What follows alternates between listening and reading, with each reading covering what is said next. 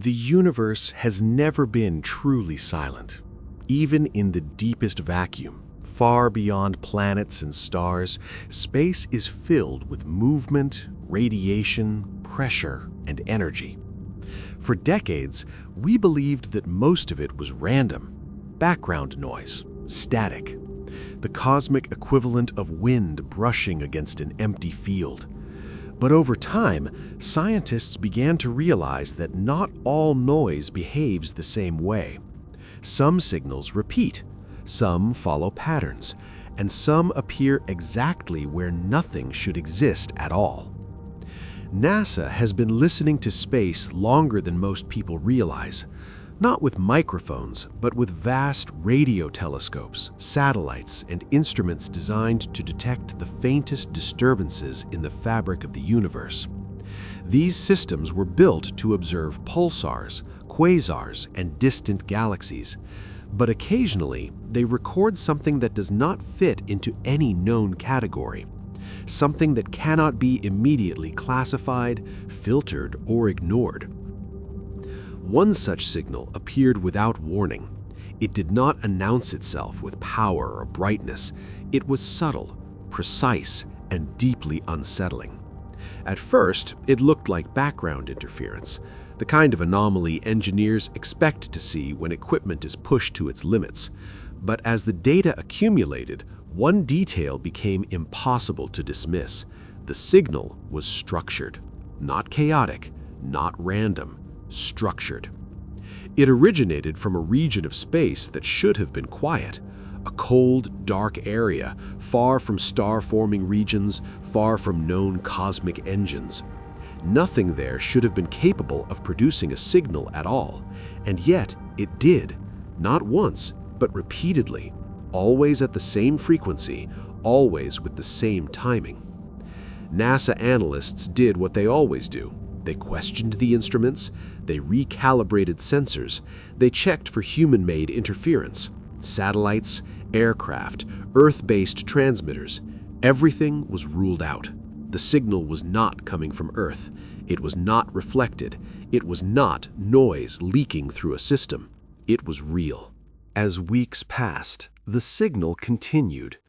Then, without explanation, it changed.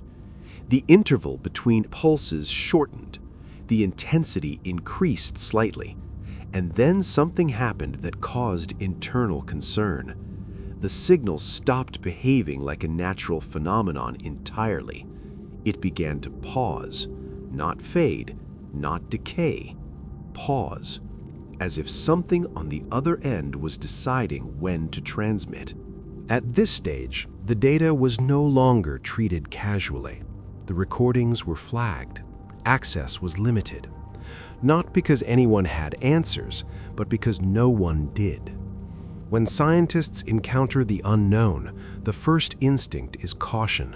The second is silence. Similar events have happened before. The famous WOW signal in 1977 lasted only 72 seconds, long enough to shock astronomers and then disappear forever. This was different. This signal returned again and again, long enough to be studied, long enough to raise uncomfortable questions. Some researchers suggested an exotic natural source, a new type of neutron star, a black hole interacting with unseen matter, a quantum-level interaction we simply don't understand yet. These explanations were written down, debated, and slowly abandoned. None of them could explain the precision, the consistency, the intentional feel of the transmission. There is a moment in scientific discovery when curiosity turns into unease, when data stops being exciting and starts being heavy. This signal crossed that line.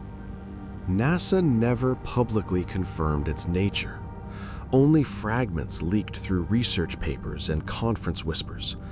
A frequency band that made no sense, a modulation pattern that mirrored artificial compression techniques, and perhaps most disturbing of all, a gradual shift in orientation, as if the source itself was slowly adjusting its aim. Then came the silence. Without warning, the signal vanished. Not gradually, not with interference. One moment it was there, and the next it was gone. Instruments that had recorded it for months detected nothing but empty space.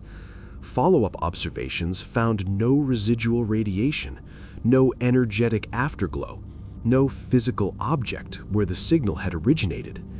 It was as if it had never existed. Officially, the case remains unresolved.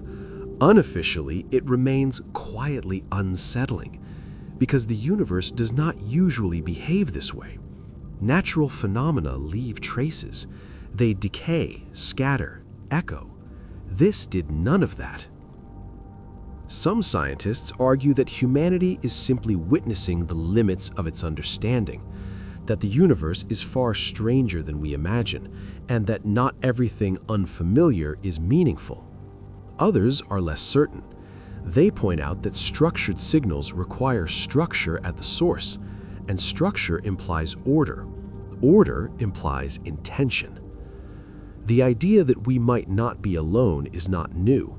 What is new is the possibility that we may have already been noticed, not contacted, not greeted, simply observed. There is another detail that rarely gets mentioned. During the final days before the signal disappeared, a faint secondary pattern was detected. Too weak to analyze properly, too brief to decode, but strong enough to be noticed. It appeared immediately after the main signal ended, like a closing echo or a signature. NASA has not commented on this. Perhaps it was nothing. Perhaps it was a rare alignment of cosmic events, a natural process that briefly mimicked intelligence before collapsing back into silence. Or perhaps the universe spoke, realized it was being heard, and chose to stop. We may never know. Space does not explain itself. It does not offer closure. It only leaves evidence behind and waits to see what we do with it.